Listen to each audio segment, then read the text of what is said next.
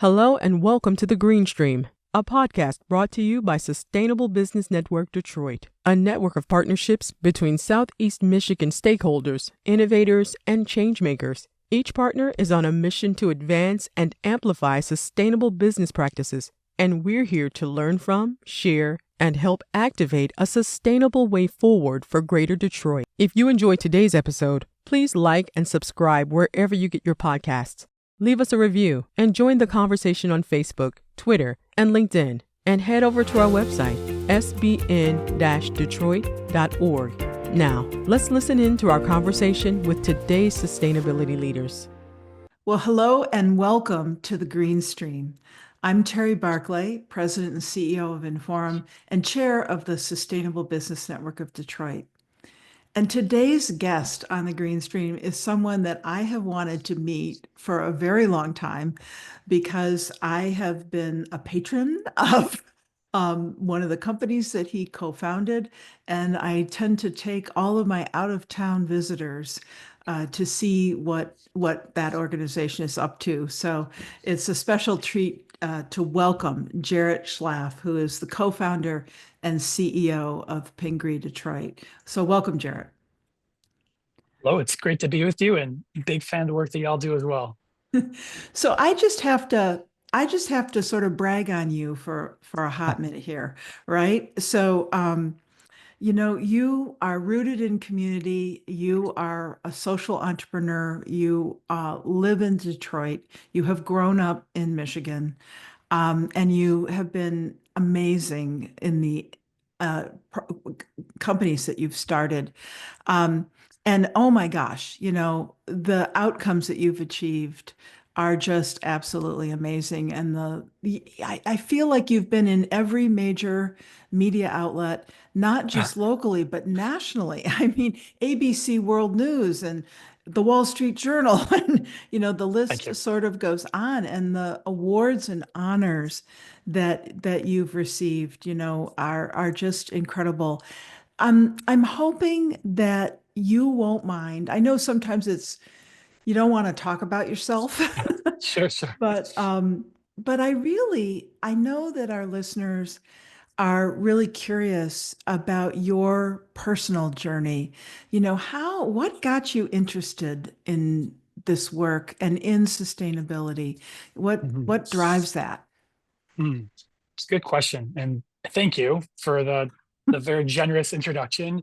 So when I think about sustainability, I think at the core, it's my relationship to life around me.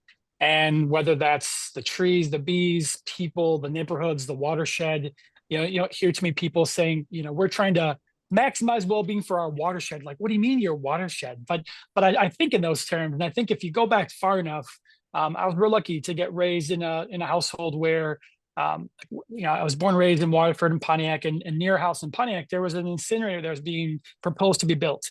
And so when I was 4 years old, there's this picture of me holding up a sign protesting an incinerator be built because we knew it was going to, exacerbate my asthma that I had. So my parents were actually trying to fight for not just my own wellness, but also to help the neighborhoods and say, this is not a good idea, is to burn this garbage. This is not a good source of sustainability. And so, my own lived experience, I got shown at a pretty young age, if you see something wrong, you should either do something about it or find other people doing something about it and seeing if you can help.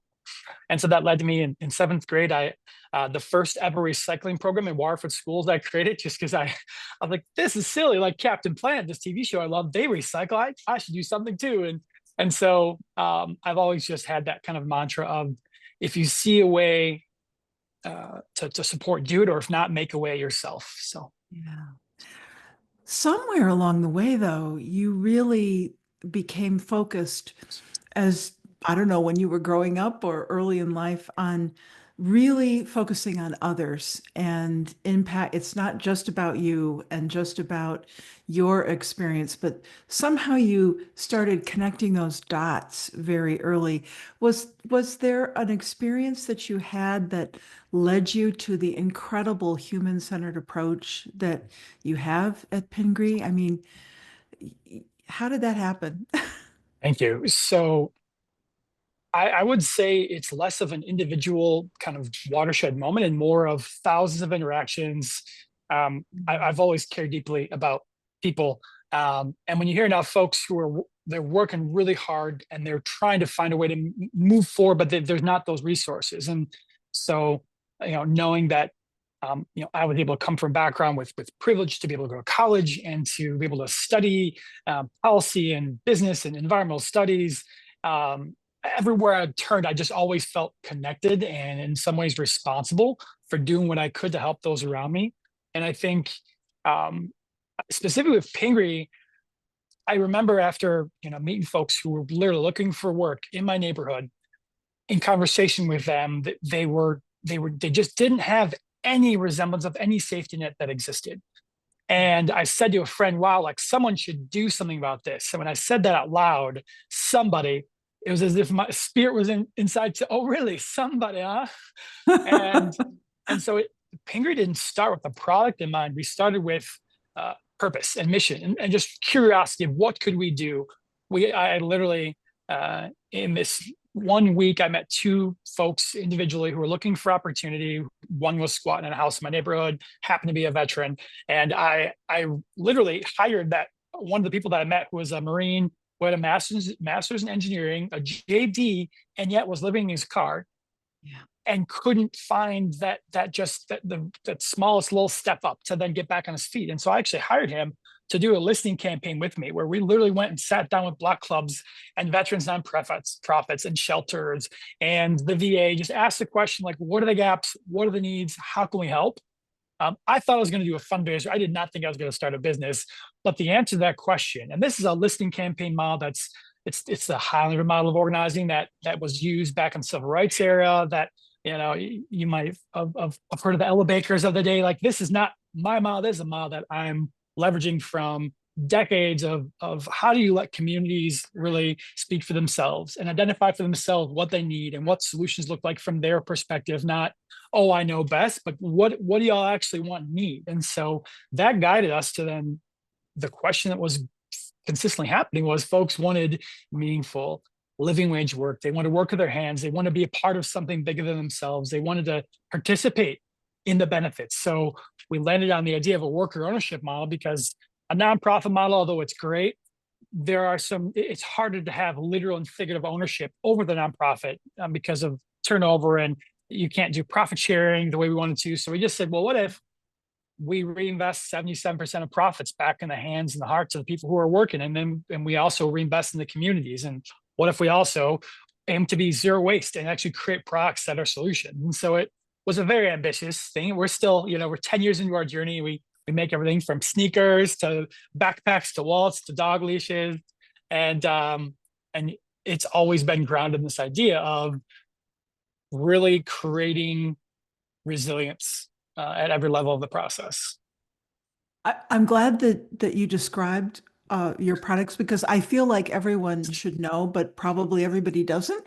And so you're a go-to source for me for gifts, and all kinds of things. So I'm really glad you brought all of that up.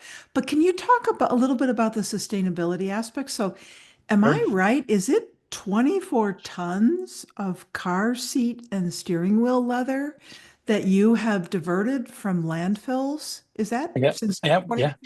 Is Yeah, that we're just about to hit 25. 25? Yeah. And so in the production process of a new car, there's leftover remnants, whether it's the production of the steering wheel, the seats, the dashboard. And I was aware of the massive waste because of a previous career of mine. I worked for the state of Michigan. I actually helped create this thing called the Byproduct Synergy Initiative that then grew into now the Midwest Materials Marketplace, which is inspiring. Anytime you can be a part of a small part of something that then turns into something that keeps on going is always that's the dream, right? So I was aware by working with all these automotive companies of just how big of a challenge they had of what do you do with small pieces? What can they do with that? And it's easier for a lot of big companies to just write it off as a waste stream and as an expense. It's cheaper to do that than, okay, how do we find local partners that can turn these into wallets, or for bigger pieces, turn into shoes or a purse or a tote? And so it started with that kind of curiosity. and I when I landed on that we wanted to make boots in Detroit, which actually happened with a conversation with an elder where I was telling everyone I could, I'm technically the only founder, but I believe you something like this. I created it with thousands of conversations, so I honor all those conversations by calling them all the co-founders. And one of those was an individual, an elder in my neighborhood, and I was telling him about this idea. I wanted to create work. I want to, support folks in the neighborhood. He's like, it sounds like you're about to be in the boots on the ground Detroit. It's like, boots. We should make boots. How hard can it be? It was really hard. But so and we need boots. We need boots in Michigan. Yeah. We do. We hadn't made footwear in Detroit since '53 before we started making them in 2018.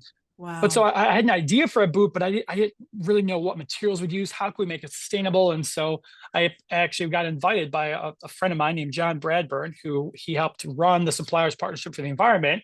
And he invited me to this meeting that I used to go to when I was back in the state of Michigan, but he knew what I was up to and he invited me. And I wasn't the agenda, but I was able to carve out just a few moments to just let these folks know who are engineers from all across the country. Here's what we're out to create.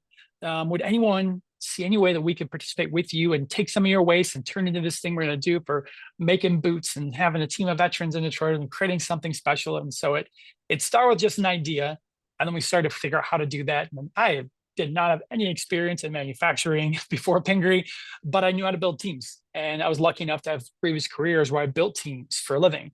And so I started finding folks with the skill sets I didn't have. Found a designer named Steve Schock who taught footwear design and at the College of Creative Studies, and just started to build a team and figure out a way to do this wild, radical idea of making sustainable shoes and other products in Detroit.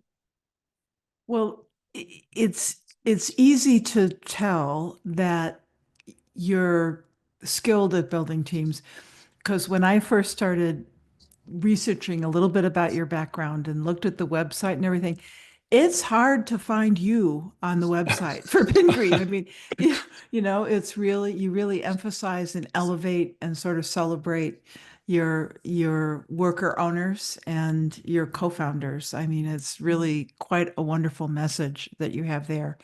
Thank you.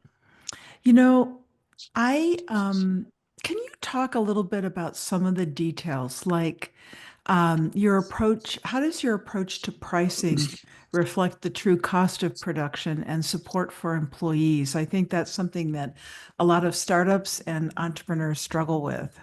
Mm-hmm. Yeah, and it's always a challenge. So I will preface by saying, in the 10 years of our journey, like, I didn't pay myself for the first 5 because I couldn't. We didn't have enough folks willing to support us financially, whether it was loans or grants or program-related investments. Like, we reached out to so many foundations, and everyone just said you're not a fit. And so we had essentially generated enough money going in than was going out. So our initial price structure, we looked and said, like, what is the real cost to produce this, whether it's a wallet or a bag? When we first started out, we actually were pricing things too low and almost put us out of business, because the real cost of truly meeting folks where they're at with a unique model like ours, sometimes folks show up late, not once, not twice, dozens of times. And then I'm spending 30 minutes each session coaching, trying to put wraparound support services. Like, what do you need? What are the gaps? Where they're breaking sometimes generational trauma through support, getting their own therapy. But sometimes, like, it takes time. And then for someone who might be expected to work on a process that, if you're at a factory, you're timed by the second. Well, maybe we're timed by the minute, because we're not just making a product, we're also making an impact. We're saying, listen, we want this to be therapeutic and restorative, the very way in which you're making this. Where a pair of our shoes takes 2.5 days. We're hand forming this with hammer and nails, and the folks making it see it from start to finish.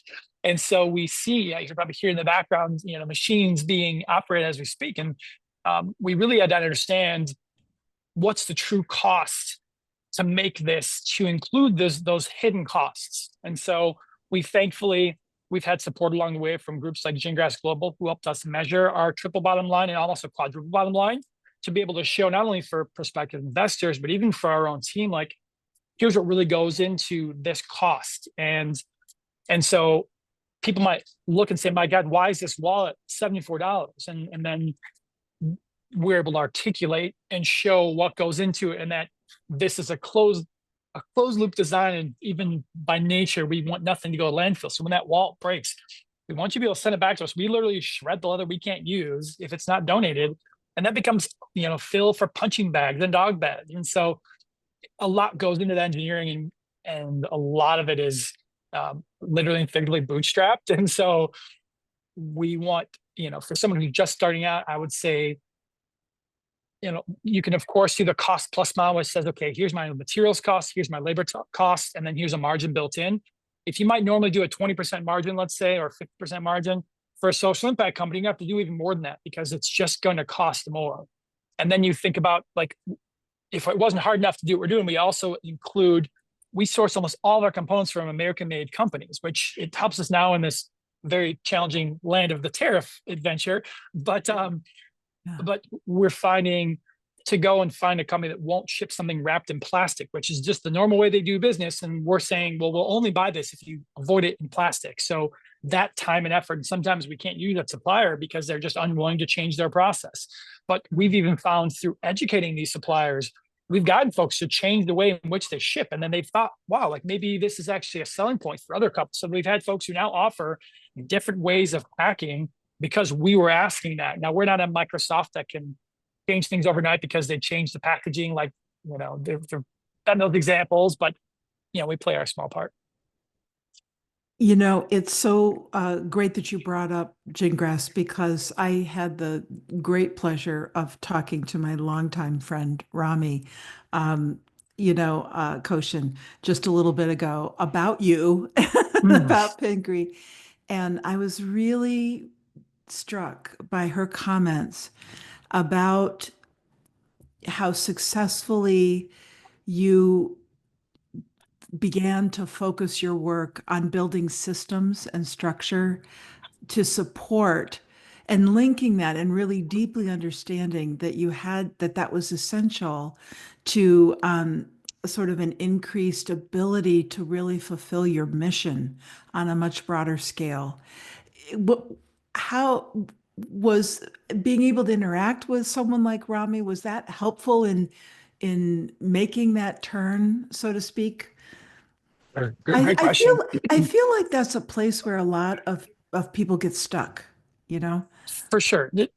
There's that old adage, you don't know what you don't know. Yeah. And in this process, even onboarding, so we do quarterly reporting with Gingrass Global and the Makers Environment Fund, and we do annual reporting. And there are all these questions that ask you about your systems. And the first one I did was it was uncomfortable to do because I had so many where I had to answer, no, I don't have a system for this. And like, oh wow, I didn't think of it. And then I just had all these. But then what's beautiful is it said at the end is, if you don't have a system in place, would you like support on this? And you check in those boxes, and their team's actually following up and saying, how can we support you? And here's some resources and guidance. And that's truly invaluable. That's game changer. And the times when your team wasn't able to support, we were able to like chip away and figure out, okay, how do we get things more system-wise? Where when you first start out, you've got a lot in your head, but that also can lead to overwork, stress, anxiety. Like for me, I have to get stuff on paper. And then also as I'm looking at planning for a resiliency mapping, and how do I, when I start to delegate, I can't just verbally share stuff. Like things need to be written out, and those systems to be able to grow and not trip over yourself, you've got to have them written out. And so everything from a system to how do we go through our quality control process to how do we deal with conflict resolution internally. A lot of those structures, we had a lot in place, but we learned through collaboration with folks at Gingrass what was missing for sure. Yeah. I feel, Jarret, like you could probably build another business full-time coaching, other startups and entrepreneurs about how to think in those ways. So kudos to you. I know that Rami's just been so very impressed, and I think that's reflected. I think you won awards several years in a row for your work. For your work there. Could you talk a little bit more about sort of the circular design process and how you use a broader lens to bring that sense of responsibility towards your neighbor and their well-being. You've talked about it a little bit, but how how can our listeners and viewers start thinking in that way themselves? Great question. I would start out by inviting everyone here listening to think about products of the future not being in this straight line. It's not linear. But imagine if we produced products that were actually going in a circle, meaning you produce it here, the customer uses it here. Maybe it's along the way getting replaced, not replaced, but repaired, it's fixed. And at some point, whether it's a wallet or a pair of shoes, it can't be repaired anymore. And its useful life has now come to an end, quote unquote, useful life. Our current economy says, okay, that's now a waste stream. We throw that in the dump. If it goes in the dump, and it goes, quote unquote, away. Mm-hmm. I truly believe there's no such thing as away. Even in the dumps, like away becomes pollution for some person's backyard. It doesn't help our water streams. There is off gassing and there's methane and there's all of these negatives around using that system of just throwing stuff away. And so if instead of the away, if we start to right now think through how can we design and engineer products so that they become an input for something else. Whether we think about this for food systems, you think of compost, where you're creating this beautifully nutrient-rich, dense soil that can then feed another group of plants instead of just throwing it away and having it rot, and then again, cause climate change, causing emissions. So if we think about a pair of shoes, I would love one day to design a compostable shoe that's 100% compostable. We're not there yet. We need quite a bit of resources and funding to get there. But there's a way to do that where every single component can be deconstructed and then actually composted, as long as there's no toxic materials being used, as long as you have something that's biodegradable. And so when we think about our own production, on that pathway, we're working towards having every product have a QR code where you'd scan it and it gives you the option. Do you need to repair? Do you need it fixed, replaced? Or do you need to ship it back for recycling? And then we would get that. Maybe it's a purse that's been used for 30 years and it's been fixed and repaired and it's just completely tattered up and it's ready to become shredded. And then we shred that, we turn it into punching bag fill, like I said earlier, or other components. So if we start to think about that, and the reason why we think about that isn't just from let's do good, but it's also from an economic standpoint. If we can find ways to create value for every channel partner, from recycling partners to then the end consumer, and creating more value long term, we're not only using less energy, but we're not creating a system that is creating degradation at the end point. So it's causing environmental pollution, that's causing more asthma. There's so many downstream effects that we can't often quantify. But if you also think about the perspective of, okay, let's also design so that this thing is easy to be fixed, right? There's this term planned obsolescence. We've all had a phone that the battery starts to go real quick, and then the only option is to get rid of it because they don't even have replaceable batteries anymore. That's by design because they're trying to just churn, they're trying to maximize profit instead of maximize well-being. So we want to design our products to be deconstructible, to be replaced and fixed and reworked. And so by design, from a company like Pingree Detroit that's reworking things, to my newest venture, Lectric Boil, we're literally designing an induction system that's battery powered, where the entire thing is not only recycled plastics, but can be taken apart and literally piece by piece replaced, fixed, so nothing ever goes to landfill. Yeah. I want to, before we end, I want to talk a little bit about your newest venture. That's for sure. So I was really struck too by one of your quotes, because it reminds me, one of the boards that I'm involved with is the board of the Nature Conservancy, and we had a chance to hear from one of their global scientists, a very striking quote about how we're in the fourth year of the last decade that we have to really make a difference in changing the trajectory for our planet, which it was one of those quotes that kind of wakes you up, right? It's like, whoa, what did I just hear? And I feel like you have a quote that's similar in some ways. I think it goes like this: at this time on the clock of the world, companies have an opportunity to not only pay a living wage, but reimagine what it means to wage a living. What do you mean? Thank you. So I couldn't agree more with that Nature Conservancy quote. And I think it's important to one, understand the true science that's inviting us to make as quickly as possible drastic changes in how we live. And I also understand with human psychology and with what makes movements move, that people can get crippled with fear. And so Right. speaking the truth about science doesn't often equate to action. And so if we recognize that we do have power as individuals, but it's a part of the collective power that holds current corporate power responsible and make sure that those businesses that are currently causing the biggest problem are changing the behavior that happens with social movements. And so recognizing kind of from a perspective of how do we change the conversation? This concept of waging living says, if we recognize that, instead of waging war, we're waging a living on, meaning we're living a life that is in the very nature of the way we live, transforming the conversation, leading by example. We want Pingree to be an example of leading by example, so that we're taking care of each other. We're very intentional with our design, with our materials, that we're doing what we can and the part that we can play so that we can tell a new story, not just tell them, but be a part of creating a new story. So, it doesn't take everyone to make a huge shift. It just takes a few thoughtful, committed folks working together to really, every social movement in history has been done with just a small percentage of those populations. So if we can work together, if we can lean on each other, learn from each other, I mean, there are so many examples globally to look at where people are showing how to do things better, showing how you can do things that are work in harmony with life around us, that work in tandem to maximize well-being of the worker, of the neighborhood, of the broader community environment, and of the business. That you can do it all.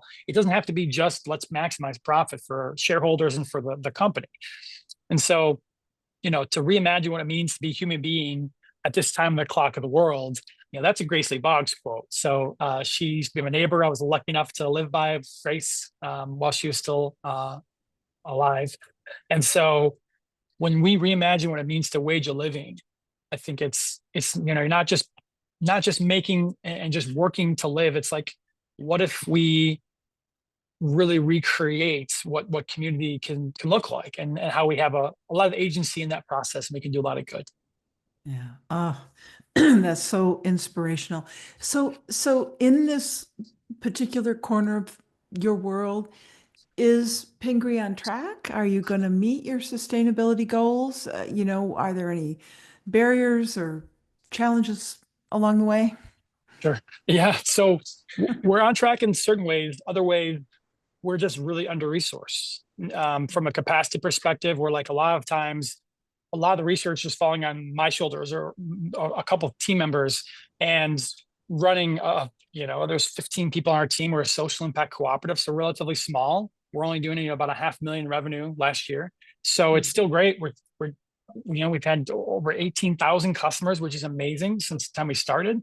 But if you were even to go to a company that's got tens of $millions in sales and they've got millions of dollars in profit, there still would be hard pressed to do some of the really robust goals that we're trying to undertake. So we like the idea of having really ambitious goals, like being completely zero waste, but even just implement like the barcode system I talked about earlier. We need more capacity. And so we've historically not gotten a whole lot of support from foundations, or we've gotten some grants here and there, but really we've depended on, community investors and some grants along the way that are here and there. But really, to make the really ambitious goals possible, like we have lists literally of ways that could completely transform. I mean, everything. I can't go too in depth without, unveiling things that aren't ready to be unveiled. But we have a lot of things that could really quickly turn the key with resources available. So we're staying confident and optimistic that we'll find those strategic partners, that the foundations that where we can align with PRI dollars, program related investments, or grant dollars to really advance some of our initiatives. And so we're staying patient and confident and doing the work we can do with the resource we have available, and yeah, kind of taking it in stride. So are there, you're talking really about innovation and how we can get there faster, right? So are there any exciting trends in sustainability that, technologies that support sustainability that you're seeing right now? What excites you?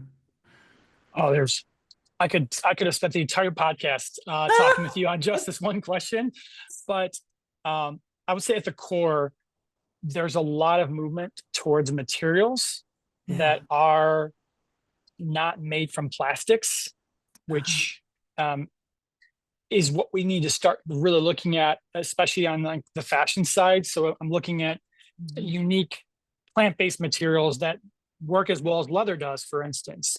I'm looking at um, ways in which we can leverage automation to do things like 3D knitting, where you can produce an entire shoe three-dimensionally with almost no waste, can Wow. maximize customization.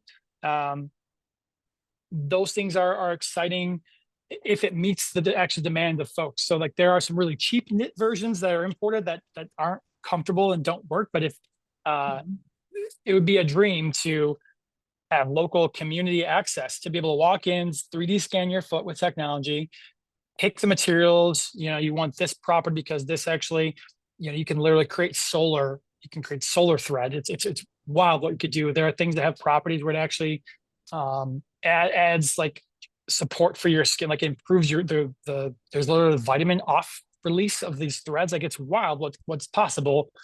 And if you look at how do we really meet the needs of where folks are at? So if it's job creation, utilizing automation where folks are learning the latest trends in tech from 3D knitting to 3D printing, but doing it without plastics involved, I think is key. And then, I mean, literally in one of my other hats that I wear, like there's literally a company right now making compostable batteries. They're called Flint batteries. They're working like AAA, AA batteries where instead of trying to recycle it, you could literally plant the thing in the ground. I saw them when I was just at the Consumer Electronics Show in Vegas. And so there are endless innovations, but looking at how can we create things in our region more and do it with less inputs of carbon-based inputs like fossil fuels. Those things excite me. I'm seeing innovation on beyond just that, also asking how are folks treated when they're making this? Is there an ecological benefit and a social benefit and a worker benefit? There are more folks asking those questions of not just for hey, like let's do this for our marketing because greenwashing is a real thing and a lot of folks still do it. But how can we really be intentional around innovating how we produce things so that it does maximize that well-being? We're going to have you back, obviously, to dive into the technology part. I always wish, although it's one of the largest gatherings in the world, but the Consumer Electronics Show, we do a reception out there every year. It's an amazing experience to go out there and see what's going on. I wish everybody could, you know, Definitely, could definitely. have that experience. But so let's talk. I've got a couple wrap-up questions, but before we get there, tell us about your newest endeavor. Of course. Thank you. So actually, I unveiled it actually at CES. So I was there demoing the world's first battery-powered portable induction cooking stove and generator. So imagine being able to boil water in 90 seconds anytime the power goes out. Or if you're out camping and there's wildfire season, like there's wildfires right now raging in Tennessee, and they're not allowing any open flames or charcoals or fires. So you might have a normal little cooking stove that's Coleman. You can't use that because it's a danger because there are little wildfires that are being started with that. So to be an alternative to that, we're offering a battery powered version that's actually made in Detroit. So this isn't some imported thing. This is an American made portable. It's called Lectric Boil. That's Lectric Boil. And that's lectricboil.com, same on social. And so we're creating something that works for campers, but the beauty is it's not just a cooking system. You can remove that battery. It has inputs. So you can power your laptop, recharge your cell phone, power up that heated blanket, or whatever you might need when you're, out adventuring, or you want to tailgate. We're in Michigan, so you're going to go to the Tigers or the Lions or any sports team that you enjoy watching. You can cook on this with no fumes, so no carbon dioxide poisoning.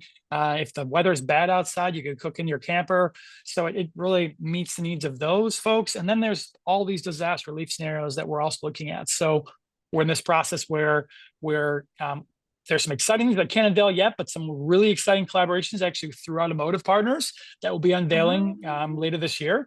And yeah, we're working, we're looking for impact investors. We're working to bring it to market. So it's an exciting time. But yeah, we just debuted our Overlander model, and that was at CES. So yeah, we're really excited. Wow. That's great. I wish I'd known that you were there. I somehow missed it. Would have enjoyed being there for that. We're definitely going to have you back again, Jarret. There's no question about that. But to kind of close out our conversation today, I know that people are looking for practical steps that they can take, what are a couple of takeaways for people who are listening and watching about what they can do to contribute to sustainable business practices, so that they can make a difference? What are the first steps? Sure. I would say one, more than anything, awareness is a huge challenge and opportunity. So if you do a little research and you fall in love with a really cool brand, tell people about it. That brands like us, we rely mostly on social currencies, folks telling their friends. I literally had 2 orders come in today. We're in the notes. They're like, my son told me about this. Oh my God, I'm so glad I found you all. Another person like, hey, I saw you at Eastern Market on Saturday. I've been saving up for this purse for over a year. Thank you for what you do. So really, and not, of course, not just saying, hey, go let folks know about Pingree Detroit and Lectric Boil, but if you fall in love with that local store that lets you refill your soap there, and folks might not know about this place called Walking Lightly in Ferndale, where they have all these things that are, you can buy deodorant with no plastics, and you can refill your soap dispensers, and you can get the little tabs for your laundry detergent, so you're not creating an unnecessary plastic waste stream. There are all these small things that, create a cadence once a month, create a calendar invite for yourself to, hey, share on social media something cool. You can become known among your friends and family like the person that's in the know on really cool products and businesses, and play around with messaging. Be a mission ambassador of those businesses and organizations that inspire you, so that when someone's like, oh man, my wallet's breaking, have you heard of Pingree Detroit? They make a wallet made with literally camo that's upcycled from the production of army tents, and their leather is upcycled from car seats, and it comes with a picture of the veteran of Detroit who made it. That is more than you could ever ask for in a paid ad on Facebook. So that's one huge thing. It's just be a storyteller. Help us weave an irresistible narrative of how we're going to move forward as a collective, and share with that on social, with friends. Another thing could be on a practical side. When you do have a need for something, support those businesses with your dollars. So that does make a difference. We all have this beautiful network of friends, connections. We might, for instance, say, well, I'm going to reach out to my friend that's in this newspaper that might want to lift up and tell the story of Pingree. I can't tell how many times we got connected with folks because of that word of mouth. That USA Today, because of a piece that went live in our local free press, got picked up by USA Today and then ABC World News Tonight because of a conversation where we got introduced to that person from a friend. So it's the impact that can sometimes be unquantifiable. Again, like supporting word of mouth, and then just I truly believe in the power of finding others that share your values and doing something together, finding creative ways to collectively move forward. You don't have to do everything yourself. You're never alone. You're never isolated. It's empowering to find others that share your enthusiasm to say, hey, we're in a really important decade. Who else wants to work together in this? One of my watershed moments was reading this piece by Bill McKibben back in 2012 called Global Warming's Terrifying New Math.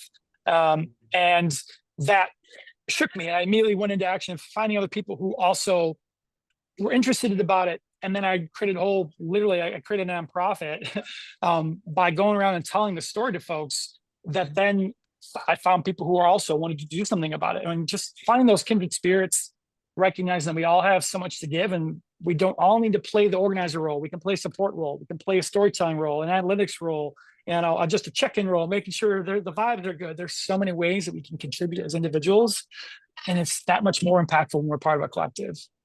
Oh, I love it. Well, Thank you.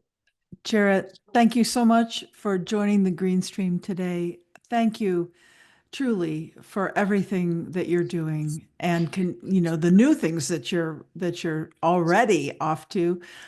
Everything is so inspirational, and thank you for the concrete and sort of, I don't know, humble and real world advice that you've given us today too. Much appreciated. Thank you. It's a gift to be with you, and thank you everyone for doing all the work you do. Thank you for tuning in to the Sustainable Business Network Detroit, the Green Stream podcast. Remember to like, subscribe, and leave a review wherever you listen to podcasts. Make sure to follow us on SBN-Detroit.org and stay tuned for more conversations on sustainability from inside and around the city.